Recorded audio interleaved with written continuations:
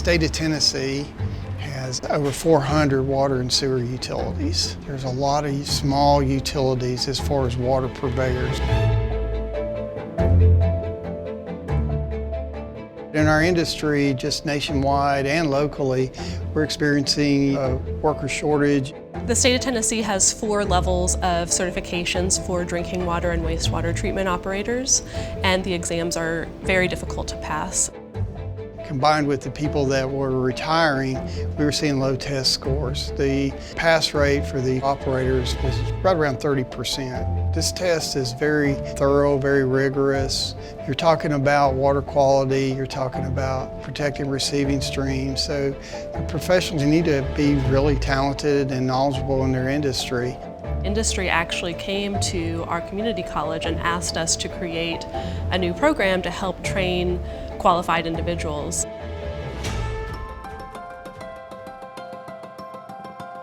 Recently we're able to purchase some jar testers with our ATE money. Oh, great. And so I'd like to use that. And so the vision was to craft this wonderfully interdisciplinary degree program to try to cover technical skills, math, chemistry, microbiology, theory, and all of that leads up to being able to pass state certification exams. Do you have any ideas that we could write together as a partner to see what we could add to the program in terms of technology and equipment? With the ATE grant, we were able to develop curriculum and teaching resources and then get approved as a totally new program.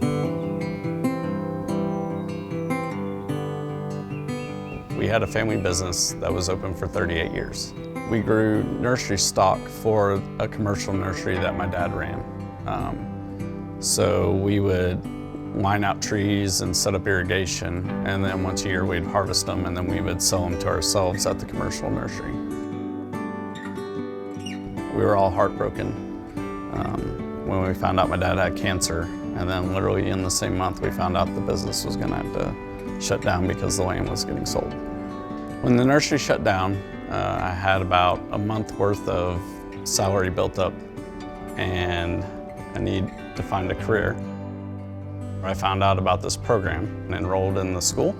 Nick was in my first cohort of students that started in the fall of 2019, and he's an example of someone that came in knowing nothing about the industry and really achieving the highest level of success that one of my students could achieve.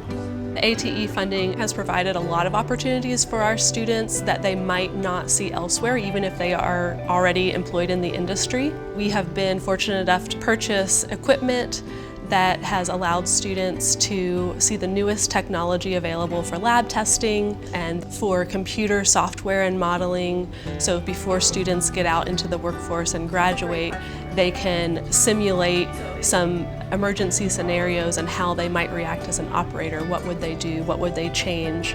This allows them to experience that and prepare for that before they get into the real situation. You would read a concept in a book, and then you were invited to go out in the field and see in real life what was taking place.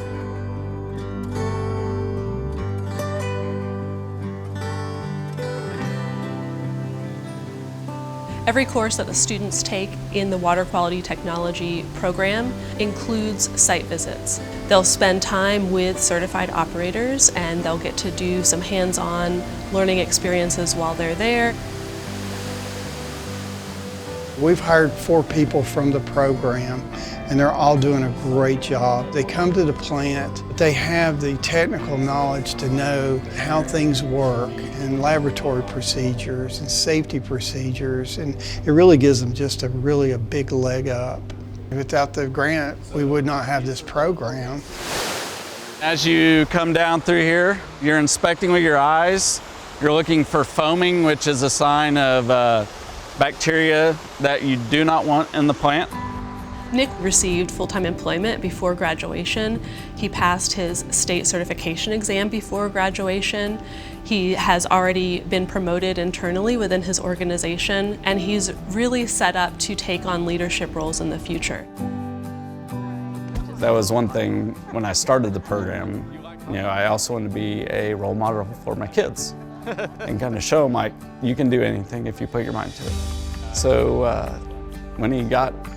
right before he got cancer, my father called me into the office and he was like, hey, if this place isn't here, you know, do you have something that you can do, you know, to support yourself? I think it was kind of his way of like, hey man, you're gonna have to do this because the whole thing's gonna come out from underneath you. So I think he'd be really proud of me.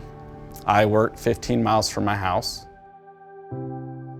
So the water that I treat every night can affect everybody from here all the way to Memphis and ultimately all the way to the ocean. This funding is providing training for future generations to make sure that the precious resource of water is protected for years to come.